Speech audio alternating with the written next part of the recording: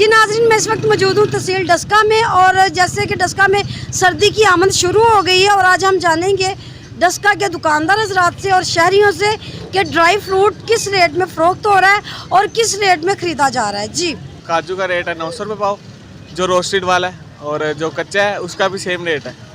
और पिस्ते का रेट है 900 रुपये पाव। खुरमानी 1200 रुपये किलो जा रही है, और जो किशमिश है देसी वाली वो भी 1200 रुपये किलो है। और खजूरों के रेट भी लहदा एक 500 रुपये किलो है, एक 800 रुपये किलो है, 1000 रुपये किलो है। और अंजील है, जो अंजील का रेट चल रहा है अभी 2400 रुपये किलो। जी ड्राई फ्रूट का रेट जो देखा है ना, पिछले साल भी यही था, इस साल तो नहीं इतना बड़ा, लेकिन मज़ीद जब जब सर्दी ज़्यादा होगी तो इंशाल्लाह ये रेट फिर ज़्यादा इसका होता जाएगा।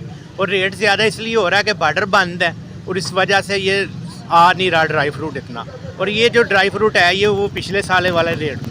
तो दुकानदार हजरात और कस्टमर हजरात का कहना आपने सुना, दुकानदारों का भी और कस्टमर हजरात का भी कहना ये है कि अभी रेटों में कोई ख़ास फ़र्क नहीं आया, पिछले साल की बनिस्बत अभी रेट सेम चल रहे हैं। किरण चौधरी, वश न्यूज़, डस्का।